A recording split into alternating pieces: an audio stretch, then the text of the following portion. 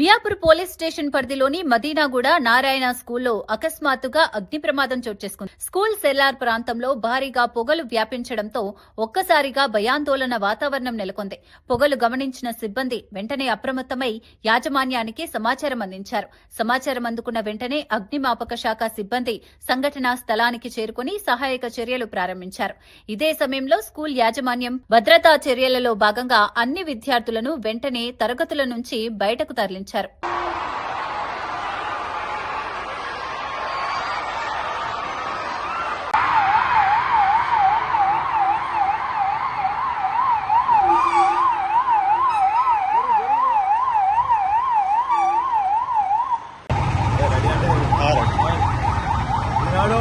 మన మదనగూడ నారాయణ స్కూల్లో ఎటువంటి నిబంధన లేకుండా నడుస్తున్న స్కూల్ యాజమాన్యం మీద పలుమార్లు ఎంఈఓ గారికి వినతి పత్రాలు ఎన్నోసార్లు మేము అక్కడ పోయి ధర్నా పెడతామని చెప్పి కూడా కంప్లైంట్ ఇచ్చినా కూడా నిమ్మకు నీరెత్తనట్టు ఎంఈఓ ప్రదర్శించిన పేరు నేడు విద్యార్థుల ప్రాణాలని గాల్లో కలిసిపోయినట్టు నేడు కింద ఫైర్ యాక్సిడెంట్ అయితే ఈరోజు నిర్లక్ష్యపు సమాధానం చెప్తూ నారాయణ స్కూల్ వాళ్ళు మా బిల్డింగ్లో కాలేదు, పక్క బిల్డింగ్లు అయితే పొగలు మా దగ్గరకు వచ్చినాయి, అందుకే ముందు జాగ్రత్తగా పిల్లల్ని పంపిస్తామని చెప్పి ఒక ధిక్కారణ ధోరణితో మరియు ఎంతో అసమర్థమైన మేనేజ్మెంట్ అంటే కనీసం ఇక్కడ ఉన్న ఇన్ఛార్జ్ ఏజీఎం కానీ డీజీఎంలు కానీ గోపాల్ రెడ్డి గారు కానీ కనీసం ఇక్కడున్న జీఎం ఎవరైతే ఉన్నారో వాళ్ళెవరూ కూడా వచ్చి కనీసం ఇక్కడున్న తల్లిదండ్రులకి ఏం జరిగిందో అనే వివరణ కూడా ఇవ్వకుండా ఒక నిర్లక్ష్యపు సమాధానంతో నేను ఇక్కడ ప్రవర్తించడం ఎంతో శోచనీయం.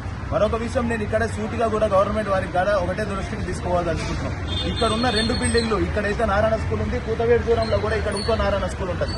దానికి దీనికి కూడా ఎటువంటి ఫైర్ నిబంధనలు కానీ ఎటువంటి ఫైర్ పర్మిషన్లు కూడా లేవని చెప్పి ఎంఈఓ గారికి 15 వినతి పత్రాలు సమర్పించిన తీరులో కూడా డిఈఓ సుశీందర్ గారు ఎవరైతే ఉన్నారో అతను ఇన్స్పెక్షన్ కు వచ్చి కూడా దీని మీద షోకాజ్ నోటీసులు మూడిస్తే నేటి వరకు కూడా బిల్డింగ్ ని సీజ్ చేయకుండా లోపల నుంచి విద్యార్థులు వచ్చిన గమనించిన తీరు చూస్తే నిమ్మకు నీరెత్తున్నట్టు పసి చేతులతో చెలగాటం ఆడుకుంటూ ఇంకా ఎంతమంది విద్యార్థులను బలి తీసుకుందామని చెప్పి నేను నారాయణ కాలేజ్ ప్రయత్నిస్తుంది అని చెప్పి కూడా నారాయణ స్కూల్ యాజమాన్యాన్ని సూటిగా ప్రశ్నిస్తున్నాం.